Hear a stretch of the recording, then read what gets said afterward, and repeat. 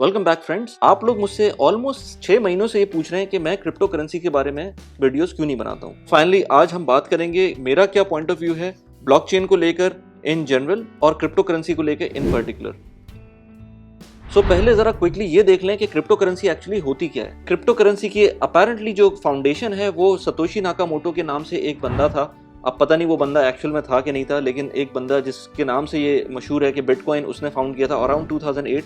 उसके अंदर उसने बिटकॉइन फाउंड किया था और आइडिया ये था कि जो मीडियम ऑफ एक्सचेंज है, करेंसी का मीडियम ऑफ एक्सचेंज है, वो डिसेंट्रलाइज्ड होना चाहिए। अब डिसेंट्रलाइजेशन का क्या मतलब है? अभी आप ये देखें कि कोई भी जो करेंसी को आप ले लें, चाहे वो यूएस डॉलर हो, चाहे पाकिस्तानी रुपीज हो, चाहे इंडियन करेंसी हो, या कोई भी करेंसी दुनिया की हो जो मुल्क जो किसी भी मुल्क के अंडर हो, लेट से वो ब्रिटिश पाउंड हो, कुछ भी हो, वो करेंसी बेसिकली उनका जो सेंट्रल बैंक है वो कंट्रोल कर रहा होता है। अगर आप यूएस की बात करें तो यूएस का सेंट्रल बैंक, जिसे फेडरल रिजर्व भी कहते हैं, वो कंट्रोल करता है। इसी तरह पाकिस्तान के अंदर स्टेट बैंक ऑफ पाकिस्तान उसको कंट्रोल कर रहा होता है करेंसी को। तो आइडिया ये है कि बेसिकली किसी का भी कंट्रोल नहीं हो इस करेंसी के ऊपर, और जो आपकी वैलिडेशन हो वो मल्टीपल लोग एक साथ कर रहे हो, और जो लोग इसका जो वैलिडेट करेंगे उनको रिवॉर्ड भी मिलेगा। ये बेसिक आइडिया था जिस टाइम पर बिटकॉइन बना था। जो टेक्नोलॉजी है उसकी एप्लीकेशन सिर्फ करेंसी के ऊपर नहीं थी, और बहुत सारी एप्लीकेशन है, उसके अंदर हम आगे बात करते हैं। तो before we go into the next section of the video, please like the video और सब्सक्राइब तो आपने कर ही लिया होगा। सो हम पहले थोड़ा सा ब्लॉकचेन को समझ लेते हैं।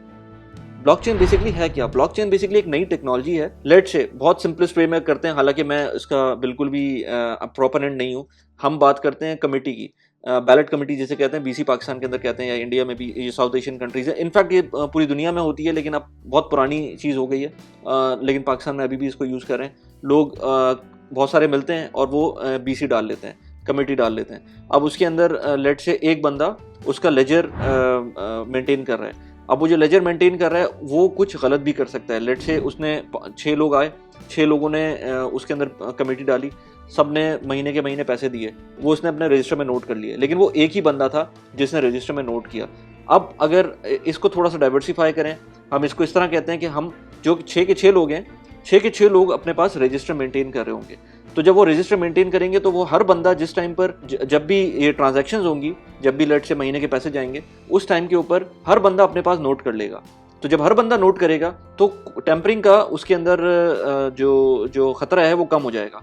क्योंकि लेट से एक बंदा टेम्पर करता है अपने रजिस्टर को, तो बाकी 4-5 लोग जो हैं उनके पास डिफरेंट रिकॉर्ड होगा। तो उनके पास जब डिफरेंट रिकॉर्ड होगा तो वो एक बंदा जो अलग जिसने किया होगा वो वैलिडेट हो जाएगा कि इसने गलत टेम्पर किया हुआ रिकॉर्ड को। ये तो मैं बहुत एक हाई लेवल बता रहा हूँ आपको। इसी तरह जब आप कंप्यूटर्स में जाएंगे या सुपर मशीन्स में जाएंगे, उस टाइम पर जब ये रिकॉर्ड रीचेक होंगे तो जाहिर सी बात है वो साइमल्टेनियसली रीचेक होंगे, उसमें ज़्यादा पावर लग रही होगी, तो ये काफ़ी ज़्यादा फुल प्रूफ मेथड होगा। तो आप जनरली समझ लें कि अगर आप कोई बीसी डाल रहा है उसके अंदर और 5 लेजर्स चल रहे हैं तो वो ज़्यादा बेहतर है कंपेयर टू सिंगल लेजर। अगर सिंगल रजिस्टर के ऊपर नोट किया जा रहा है तो वो ज़्यादा प्रोन टू फ्रॉड है कंपेयर टू अगर 5 जगहों पर उसका रिकॉर्ड मेंटेन हो रहा है। तो ये एक ब्लॉकचेन की है। आप ये समझ लें कि बहुत बेसिक सी डेफिनेशन है, मैंने आसान करने के लिए बता दी है। अब अगर इस टेक्नोलॉजी को आप कहाँ कहाँ इंप्लीमेंट कर सकते हैं apart from crypto currency. Of course crypto currency एक बहुत मेजर इसकी एप्लीकेशन है, लेकिन अपार्ट फ्रॉम दैट आप इसको हॉस्पिटल्स के अंदर इम्प्लीमेंट कर सकते हैं, आप इसको गवर्नमेंट एंटिटीज़ के अंदर इम्प्लीमेंट कर सकते हैं, आप इसको लेट से इलेक्शंस के अंदर इम्प्लीमेंट कर सकते हैं। आई थिंक किसी एक अफ्रीकन कंट्री ने इसको इम्प्लीमेंट भी किया था कुछ पर्टिकुलर एरियाज़ के अंदर इलेक्शन करवाने के लिए। आप उसकी एक और एग्जाम्पल ले लें, जैसे पासपोर्ट्स हैं आपके या वीज़ा इशू होते हैं आपको, तो उन केसेस के अंदर भी आपको टेम्परिंग का खतरा खत्म हो जाएगा अगर ये ब्लॉकचेन के ऊपर चले जाते हैं। ऑफ कोर्स नई टेक्नोलॉजी है, इसमें बहुत सारी चीज़ें नई अभी हो रही हैं जो कि हम अभी इम्प्लीमेंटेशन में आते हुए देख रहे हैं। As the time goes by, हर नई चीज़ के साथ इम्प्लीमेंटेशन होते हुए और उसको अडाप्ट करते हुए टाइम लगता है। In terms of technology it's outstanding और बहुत ग्रोइंग टेक्नोलॉजी है, और इसमें बहुत कुछ हो सकता है और हो रहा है भी। Now comes the crypto currency part. अब क्रिप्टो करेंसी के अंदर हमें जो सबसे पहला नाम आता है ना, वो बिटकॉइन का आता है, क्योंकि सबसे पहली जो फाउंडिंग करेंसी थी वो बिटकॉइन थी, और अभी भी जो मार्केट कैप है सारी क्रिप्टो करेंसीज का मिलाकर वो बिटकॉइन का 50% से भी ज़्यादा, आई थिंक 60% के करीब है। क्रिप्टो करेंसी के अंदर जो क्रिप्टो का वर्ड है वो क्यों यूज़ हो रहा है? बेसिकली आपने अभी रिसेंटली सुना होगा जब व्हाट्सएप ने अपना end to end encryption implement की थी, तो उसका क्या मतलब था? बेसिकली उनका मतलब ये था कि जो आप मैसेज कर रहे हैं व्हाट्सएप के ऊपर और जो सेकंड पर्सन को मिल रहा है व्हाट्सएप के ऊपर मैसेज, वो एंड टू एंड इंक्रिप्टेड है, बीच में कहीं से कोई डिकोड नहीं कर सकता। इसी तरह क्रिप्टो करेंसी के अंदर जो क्रिप्टो का वर्ड यूज हो रहा है बेसिकली वो क्रिप्टिक के लिए है, वो उसके अंदर डिकोडिंग नहीं हो सकती और फुल प्रूफ होता है अपेरेंटली जिस बंदे के लिए जा रहा है ये उसी को मिलेगा। ये तो हम जब एक्सचेंजेस के ऊपर आते हैं या third party peer to peer आते हैं तो उसके अंदर फ्रॉड हो सकते हैं, लेकिन बिटकॉइन इटसेल्फ या क्रिप्टो करेंसी इटसेल्फ काफ़ी ज़्यादा सिक्योर्ड है। अच्छा, बिटकॉइन का एक और जो शुरू में पॉइंट था वो ये था कि हम इन्फ्लेशनरी प्रेशर्स जो होते हैं दुनिया में, ये बेसिकली हैज होगा इन्फ्लेशन के अगेंस्ट। जैसे गोल्ड है, उसको भी कहते थे ना किसी ज़माने में कि इन्फ्लेशन के अगेंस्ट है। हम इस बारे में बात करेंगे वैसे आगे, लेकिन अभी मैं आपको थोड़ी सी एग्जांपल्स देने के लिए, बिटकॉइन को हम कहते थे कि इन्फ्लेशन के अगेंस्ट है जो कि अभी भी प्रूवन है, लेकिन गोल्ड के बारे में भी यही कहते थे कि इन्फ्लेशन के अगेंस्ट है जो कि प्रूव नहीं हो सका। रिसेंटली जो कोविड के बाद से हम देख रहे हैं गोल्ड एज सच इन्फ्लेशन को बीट नहीं कर पा रहे। तो बिटकॉइन अभी नया है तो उसके बारे में हम कोई बहुत ज़्यादा ट्रेंड नहीं बना सकते, क्योंकि इसके अंदर इतनी वॉलेटिलिटी है कि कोई ऐसा ट्रेंड बन भी नहीं पा रहा है। तो just to give you a perspective, आप ये देखें कि जो यूएस डॉलर है इस वक्त, जो यूएस डॉलर की करेंसी सर्कुलेशन है, यानी कि इस वक्त जो नोट इस वक्त सर्कुलेशन में है वो तकरीबन कोई 2.3 ट्रिलियन डॉलर्स हैं जो कि सर्कुलेशन में है। और उसका रीज़न अभी रिसेंटली जो कोविड के दरमियान उन्होंने नोट छापे थे दबाकर यूएस गवर्नमेंट ने, वो भी आप ग्राफ के अंदर देख सकते हैं। तो कि किस तरह से एक ह्यूज इम्पैक्ट आया था 2020 के अंदर जब पैकेजेस आए थे और यूएस के अंदर उन्होंने चेक्स बांटे थे टू स्टिमुलेट द इकॉनमी। यही एक रीज़न था बाय द वे बिटकॉइन बनाने का कि आपको जो डिसेंट्रलाइज जब हो जाएगा तो ये लिमिटेड अमाउंट थी बिटकॉइन की, यानी कि 21 मिलियन बिटकॉइन से ज़्यादा माइन नहीं हो सकते। इसी तरह जब आप कोई भी करेंसी देखें ड्यूरिंग द जो ये पेंडेमिक आया है उसमें जो इन्फ्लेशन दुनिया में हुई है उसकी एक बहुत बड़ी वजह ये भी थी कि हर मुल्क ने अपनी करेंसी छापी थी। पाकिस्तान को देख लें, दवा की छपी है, और पाकिस्तान में तो कोई मसला ही नहीं है ना, जितना भी छापना है छाप लें। यूएस गवर्नमेंट आप देख लें, आपने ग्राफ में देखा कि किस तरह से कितना इस वक्त पिछले 1-1.5 साल के अंदर जितना करेंसी छपी है वो पीछे रिकॉर्ड आपको नहीं मिलता इस तरह का, और वो इसी वजह से छपी है कि जो स्टिमुलेशन करनी थी इकोनॉमी की, और उसकी वजह से इन्फ्लेशन ऑफ कोर्स बढ़ती है। जब आपके पैसे, जब मनी सर्कुलेशन बढ़ेगी तो इन्फ्लेशन भी बढ़ेगी। लेकिन बात तो ये है ना कि जैसे गोल्ड भी फाइनाइट है ना, गोल्ड भी आपके पास दुनिया में एक खास किस्म की क्वांटिटी है, वो माइन करेगा बंदा तो आपको उसको और मिल जाएगा, लेकिन वो है स्पेसिफिक क्वांटिटी। तो जब तक वो क्वांटिटी है तब तक वो है, उसकी उससे ज़्यादा नहीं बन सकती। तो वो गोल्ड की इनहेरेंट वैल्यू क्या है, वो ज्वेलरी में यूज़ होता है या लेट से कुछ इंडस्ट्रियल एप्लीकेशंस है उसकी, लेकिन एज सच कोई बहुत मेजर उसकी वो वैल्यू ऐड नहीं कर रहा होता। लेकिन बिटकॉइन की क्या वैल्यू है, वो क्या वैल्यू ऐड कर रहा है, ये भी एक क्वेश्चन मार्क है जो कि हमें अभी नहीं पता, एटलीस्ट मुझे नहीं पता। अगर किसी को आपको पता है तो प्लीज कमेंट करके बताएं। अच्छा, यहाँ से हम बात करते हैं बिटकॉइन के अलावा और जो कॉइन्स होते हैं, जिसमें इथेरियम भी ईथर भी होता है, जिसमें लाइट कॉइन है, जिसमें और बहुत सारे कॉइन्स हैं। अब लोग कहते हैं कि ठीक है बिटकॉइन की उतनी जो वैल्यू है, एप्लीकेशंस हैं, वो शायद उतनी ज़्यादा ना बने, लेकिन जो दूसरे कॉइन्स हैं उनकी एप्लीकेशंस हैं थोड़ी सी। इथेरियम का जो इटसेल्फ प्लेटफॉर्म है उसके अंदर बहुत सारी ऐसी एप्लीकेशन है, ईथर उसी की बेसिस के ऊपर, उसी प्लेटफॉर्म के ऊपर है, और भी बहुत सारे कॉइन्स हैं जो उसके प्लेटफॉर्म के ऊपर हैं। लेकिन अब पॉइंट ये है कि आप किन किन कॉइन्स को फॉलो करेंगे, ये एक बहुत अब मैं अगले सेक्शन में इसमें बात करूंगा आपसे कि मेरा क्या पॉइंट ऑफ व्यू है क्रिप्टो करेंसी को लेकर। अच्छा, मैंने एक न्यूज़लेटर निकाला था, उसके अंदर मैंने जिक्र किया था कि किस तरह से मेरे दोस्त के फादर थे जो ट्रिक हो गए थे, जिन्होंने लेट एज में जाकर अपनी से जब रिटायरमेंट हुई थी उनकी, तो रिटायरमेंट के बाद जाकर उन्होंने स्टॉक में इन्वेस्ट किए थे पैसे अपने रिटायरमेंट के, और वो उसमें नुकसान हो गया था उनको, और 5-6 साल गुजर गए, अभी तक स्टॉक मार्केट नीचे ही है। तो वो उनको फ़ायदा क्या नुकसान ही हो गया, क्योंकि इन्फ्लेशन की वजह से पैसे वैसे ही नीचे चले गए, डॉलर की वैल्यू भी नीचे ऊपर चली गई पाकिस्तान के अंदर, और उनको ऐसा कोई फ़ायदा भी नहीं हुआ स्टॉक मार्केट के अंदर, क्योंकि उन्होंने म्यूचुअल फंड लिए थे। उसकी वजह से गलत एज पे जो सही इन्वेस्टमेंट की, मैंने उस पर एक न्यूज़लेटर निकाला था, आप उस न्यूज़लेटर को जाके देख सकते हैं और सब्सक्राइब भी कर सकते हैं उस न्यूज़लेटर को। मैं हर वीक न्यूज़लेटर निकालता हूँ। लेकिन जहाँ तक बिटकॉइन की बात है तो बिटकॉइन इस तरह की चीज़ है कि उसके अंदर एज फैक्टर है ही नहीं, क्योंकि आज कुछ होता है, कल कुछ होगा, परसों कुछ होगा। ये तो जो 20 साल का बंदा और 60 साल का बंदा दोनों ही इसके अंदर एक ही लाइन में आ जाते हैं, क्योंकि स्टॉक्स में तो हम कह सकते हैं ना कि 10 साल बाद फिर वो ऊपर जाता ही जाता है। बिटकॉइन के अंदर हो सकता है कल वो इतना ऊपर चला जाए कि फिर उसके बाद आप भूल ही जाए सब कुछ, आप मिलियनेयर हो गए साइड पे हो जाए, या फिर हो सकता है कल इतना नीचे चला जाए तो कि उसके बाद ऊपर जाने का कुछ पता ही ना हो। इंट्रिंसिक वैल्यू कोई भी नहीं है बिटकॉइन की। अब मैं जब यहाँ तक पहुंच ही गए तो अब हम बात करते हैं कि मेरा क्या पॉइंट ऑफ व्यू है इन पर्टिकुलर क्रिप्टो करेंसीज या बिटकॉइन की इन्वेस्टमेंट के बारे में। So as I said before, technology standpoint से बहुत ज़बरदस्त किस्म की टेक्नोलॉजी है, नई टेक्नोलॉजी है, इसके अंदर आगे ग्रोथ के बहुत चांसेस हैं। Technology wise I don't have any doubts in the technology, और इसको बहुत अच्छी तरह से इम्प्लीमेंटेशन के ऊपर लेके जाया जा सकता है। अब बात करते हैं ये जो इटसेल्फ इन्वेस्टमेंट्स आजकल हो रही हैं, जितने कॉइन्स बन रहे हैं, और जो आजकल लोग जिस तरह से क्रिप्टो के अंदर घुसे हुए हैं, उसके बारे में मेरा क्या ख्याल है।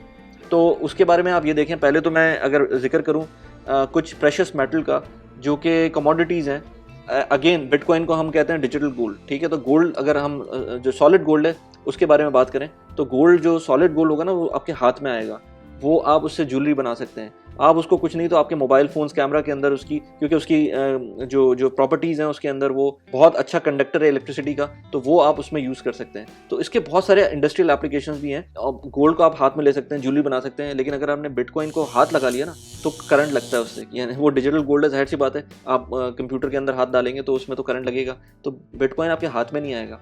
बिटकॉइन कम्प्लीटली डिजिटल है। इसकी क्या एप्लीकेशन है मुझे तो नहीं पता। लोग अभी इसके अंदर सिर्फ और सिर्फ स्पेकुलेट कर रहे हैं कि हमने आज ले लिया तो कल इसकी प्राइस बढ़ जाएगी, या परसेप्शन के ऊपर ज़्यादा बेस कर रहा है कि इसकी प्राइस बढ़नी है। अब क्यों बढ़नी है भाई? कोई स्टॉक होता है ना, तो स्टॉक लेट से टेस्ला का स्टॉक है, टेस्ला के स्टॉक की भी परसीव्ड वैल्यू ज़्यादा, क्योंकि टोयोटा की स्टॉक की वैल्यू मार्केट कैप इतना नहीं है, टेस्ला का मार्केट कैप बहुत ज़्यादा है। लेकिन उसका एक रीज़न है कि लोग समझते हैं कि यार टेस्ला जो है वो आगे बहुत ज़्यादा ग्रो करेगी कंपनी, लेकिन उसका एक रीज़न है ना कि वो गाड़ियाँ बना रही है, वो स्पेस में जा रहे हैं वो लोग, वो पता नहीं क्या क्या कर रहे हैं, तो जाहिर सी बात है वो नज़र आ रहा है। अब बिटकॉइन की क्या एप्लीकेशन हो सकती है? बिटकॉइन की एप्लीकेशन ये हो सकती है कि कोई कंट्री उसको अडाप्ट कर ले। अब जैसे बिटकॉइन को एल सल्वाडोर ने अडाप्ट किया, लेकिन उसको अडाप्शन एक पर्टिकुलर कंट्री के अलावा और कहीं और नहीं मिल रही है। तो ये अब कल को क्या होगा कि भाई ईथर को किसी ने अडाप्ट कर लिया या किसी और करेंसी को किसी ने अडाप्ट कर लिया।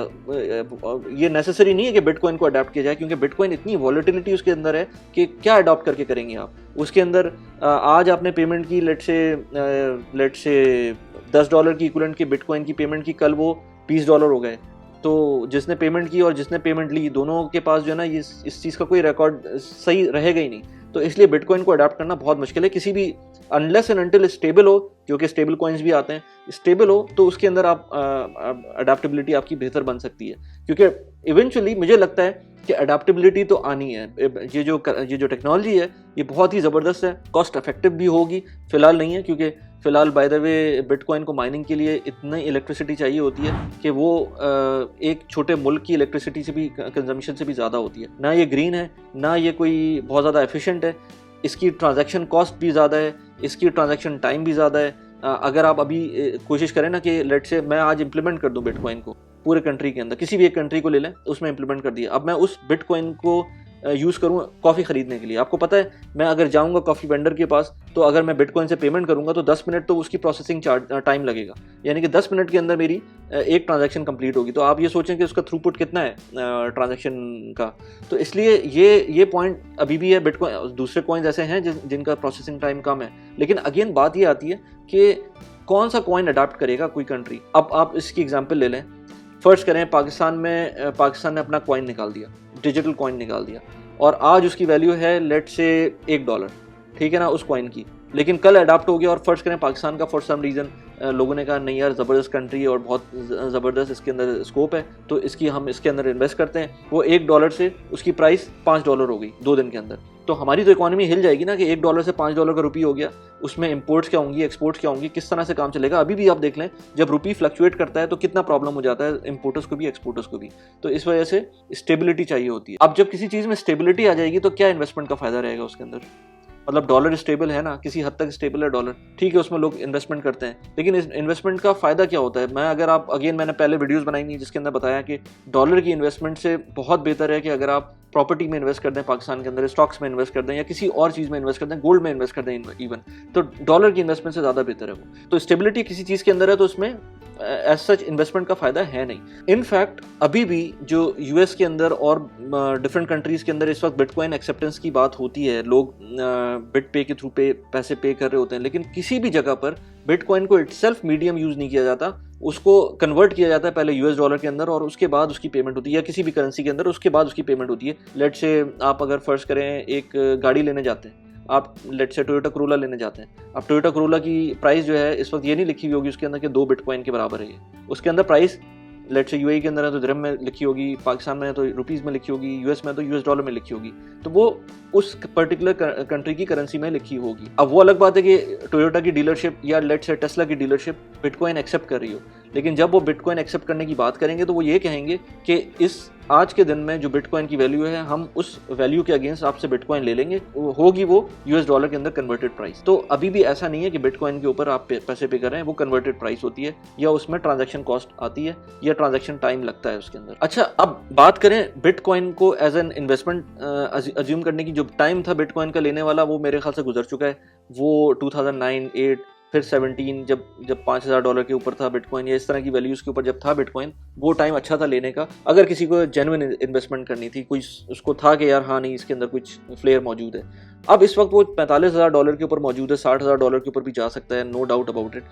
हो सकता है $1.5 लाख पे भी चला जाए। मैं ये नहीं कह रहा कि नहीं जा सकता। आई एम सेइंग कि जो लोग पागलों की तरह से जिस तरह से इन्वेस्ट करते हैं, जिस तरह से पंप एंड डंप भी चल रहा होता है और हर चीज़ चल रही होती है, तो उसमें से वो $2 लाख पे भी जा सकता है। I am not denying that. लेकिन अगर वो इस वक्त $50,000, इस वक्त जब मैं वीडियो बना रहा हूँ इस वक्त तकरीबन $45,000 का है, तो अगर 45,000 से वो लेट से $2 लाख का भी हो जाता है, तो क्या फ़ायदा हो रहा है उसमें? 4 टाइम्स का फ़ायदा हो रहा है। मुझे बताएं, मैं आपको इस तरह के बहुत सारे स्टॉक्स बता सकता हूँ पाकिस्तान स्टॉक मार्केट के अंदर, जो पिछले 2 साल के अंदर, 1 साल के अंदर 4 टाइम्स पहुँच गए। ठीक है ना। इवन यूएस के अंदर तो खैर आपको बहुत सारे स्टॉक्स इस तरह के मिल जाएंगे 6, 7, 8 टाइम्स पहुँच गए। तो वो तो स्टॉक्स के अंदर भी हो सकता है। बिटकॉइन को आप कह रहे हैं कि जो है ना ठीक है वो हमें लेना है, ईथर को ले लें, किसी और कॉइन को ले लें। जो कॉइन्स एक्सपोनेंशियली ग्रो करते हैं उनकी बात अलग होती है। लेट से वो 1000 टाइम्स या 100,000 टाइम्स इस तरह बढ़ रहे हैं, वो एक अलग चीज़ होती है। लेकिन वो कितने कॉइन्स होते हैं, इसके ऊपर मैंने डेटा मैं ढूंढ रहा हूँ, हो सकता है मैं आगे वीडियो बनाऊँ इसमें कि जो है ना कितने कॉइन्स जो नए आते हैं उसमें से पॉन्जी स्कीम्स होती हैं, कितने कॉइन्स चल पाते हैं, कितने कॉइन्स ऐसे होते हैं जो वाकई थाउजेंड्स टाइम का जो प्रॉफिट होता है वो देते हैं। लेकिन वो बहुत माइनॉरिटी होती है, वो ज़्यादा कॉइन्स नहीं होते इस तरह के, उसमें बड़ी रिसर्च भी करनी पड़ती है। तो वो अगर आप में टेम्परामेंट है इस तरह की रिसर्च करने का purely speculative investment point of view से, फिर तो सही है। लेकिन अदरवाइज कोई अगेन इंट्रिंसिक वैल्यू नहीं है। इंट्रिंसिक वैल्यू जब ही आएगी जब स्टेबिलिटी आएगी, और जब स्टेबिलिटी आएगी तो मेरे ख्याल से फिर वो उसमें इन्वेस्टमेंट का टाइम बनता नहीं है। ऑल्दो कि मैं अभी भी कहता हूँ कि मैं बिल्कुल भी इसमें नो वॉइस हूँ, इसमें मुझे बहुत ज़्यादा चीज़ें नहीं पता। आपको कमेंट्स के अंदर मैंने जो चीज़ें भी इस वक्त बोली हैं, उसमें कोई भी आपको लगता है कि मैंने कोई गलत बात बोल दी है तो मुझे प्लीज़ कमेंट में बताएं, ताकि मैं नेक्स्ट वीडियो के अंदर उसको रेक्टिफाई कर लूँ। लेकिन मेरे ख्याल से जो मैंने अभी तक देखा है वो इसी तरह है। ये अभी तक प्योर स्पेकुलेशन चल रही है। अगर आपको इन्वेस्टमेंट करनी है तो मैं कहूँगा कि आप मिनिमम इन्वेस्टमेंट करें। जैसे मैं कहता हूँ गोल्ड के अंदर भी, गोल्ड के अंदर 5% आप मैक्सिमम इन्वेस्ट करें, वो आपका इन्वेस्टमेंट के लिए आपका हेज होना चाहिए। और 5% नॉर्मली घरों के अंदर ज्वेलरी होती है आपकी नेटवर्थ की, तो मेरे ख्याल से गोल्ड के अंदर इन्वेस्टमेंट बनती नहीं है। गोल्ड बेसिकली मेजर क्लैमिटी हो जाए, जंग हो जाए, या इस तरह की चीज़ों के अंदर आपका हेज बन जाता है कि चलो आपके पास कोई चीज़ होगी कुछ टाइम गुजारने के लिए। लेकिन एज सच हमने कोविड में भी देख लिया, ठीक है कोविड के अंदर थोड़ी सी प्राइसेस बढ़ी, लेकिन कोई एज सच उसमें बड़ी चीज़ नहीं है जो गोल्ड की प्राइसेस बढ़ी हैं। कोविड में बिटकॉइन की प्राइसेस बढ़ी हैं, और उसका रीज़न वही था कि लोगों ने कहा कि यार ये स्टोर ऑफ वैल्यू है, इसके अंदर हम डालते हैं। लेकिन अगेन वो परसेप्शन पे आ जाती है बात, लोगों ने वो परसीव किया इस चीज़ को। अगर आप मुझसे पूछें कि मेरी क्या इन्वेस्टमेंट है अभी तक बिटकॉइन के अंदर या क्रिप्टो करेंसी के अंदर, तो मेरी कोई मेजर इन्वेस्टमेंट नहीं है। मैं एक फंड के अंदर इन्वेस्ट करता हूँ, उसका कुछ पोर्शन वो बिटकॉइन में इन्वेस्ट करते हैं, तो उतना मेरा थोड़ा बहुत एक्सपोजर है, वो बहुत ही माइनर है, कोई बड़ा नहीं है। हो सकता है आगे जाके चेंज हो जाए, हो सकता है मेरा पॉइंट ऑफ व्यू चेंज हो जाए, हो सकता है कोई ऐसी चीज़ आ जाए जो मैं इस वक्त मिस कर रहा हूँ, जो कि मुझे समझ में आए बाद में जाके। लेकिन अभी एटलीस्ट किसी को भी मैं जो लोग इन्वेस्ट करना चाहते हैं और नए लोग होते हैं ख़ास तौर पे, तो मैं उनको कहता हूँ भाई अपनी सारी पैसे ना लगाएं। सारे क्या, मैं तो कहता हूँ अपना 10% से ज़्यादा नेटवर्थ का ना लगाएं। और अगर आप मंथली इन्वेस्टमेंट कर रहे हैं तो मंथली इन्वेस्टमेंट में 5 to 10% एट मैक्स, मैं तो 5% पे जाऊँगा, 5% एट मैक्स बिटकॉइन के अंदर डाल दें अगर आपको डालना है, और बिटकॉइन में डालें। ये जो बाकी छोटे मोटे कॉइन्स होते हैं, अगर आपने स्टडी नहीं की हुई ना तो फिर तो आप भूल जाएं। इसके अंदर एक और मसला ये भी है कि रेगुलेटेड नहीं है। आज सबसे बड़ा मसला पाकिस्तानियों के लिए क्या है, अगर आप पाकिस्तान के अंदर बाइंग एंड सेलिंग बिटकॉइन की कर रहे हैं तो मेरे ख्याल से तो वो लीगल है नहीं। तो अगेन इस तरह की चीज़ उसके अंदर आप अगर लॉ ने कभी करवट ली ना तो आप अलग फंसेंगे उसके अंदर। अभी मैं देख रहा था आज से कुछ साल पहले तक पाकिस्तान एयरपोर्ट से आप जब जा रहे होते थे तो किसी भी एयरपोर्ट से पाकिस्तान में जब जाते थे तो लोग पैसे लेके चले जाते थे, कोई मसला नहीं होता था। आज ही मैंने एक न्यूज़ पढ़ी कि उसके अंदर 50,000 दिरहम लेके बंदा कोई जा रहा था और उसको FIA ने पकड़ लिया था, स्कैन के अंदर आ गया था। तो 50,000 दिरहम इतनी कोई बड़ी अमाउंट नहीं होती थी कुछ अरसे पहले तक। उसको अगर पकड़ लिया और उसके बाद सोचें उस पर क्या क्या केसेस बन सकते हैं, तो बिटकॉइन के अंदर तो ये एंटी मनी लॉन्ड्रिंग और इस तरह की चीज़ों में इन्वॉल्व है, रेप्यूटेड है। ऑल्दो के कहने में को ये भी कह सकते हैं कि ये पूरा ट्रेसेबल है। रेगुलेटेड होना आपको लाजमी रेगुलेटेड रहना पड़ेगा। अगर मुल्क इस दुनिया में रहना है तो जिस भी कंट्री में रह रहे हैं उसकी गवर्नमेंट को आपको मानना पड़ेगा। तो आप उसके अगेंस्ट नहीं जा सकते। कोई भी कंट्री अपना सॉवरेन स्टेटस लूज नहीं करना चाहेगा, और ख़ास तौर पे मनी मैटर्स के अंदर। तो कैसी लगी वीडियो मुझे बताइएगा। ये मैंने वीडियो बनाई थी स्टॉक मार्केट के अंदर इंडेक्स फंड के ऊपर, और ये मैंने वीडियो बनाई थी जो मेरे म्यूचुअल फंड्स हैं उनके बारे में। कैसी लगी वीडियो प्लीज़ मुझे बताइएगा। Thanks for watching the video. Bye bye.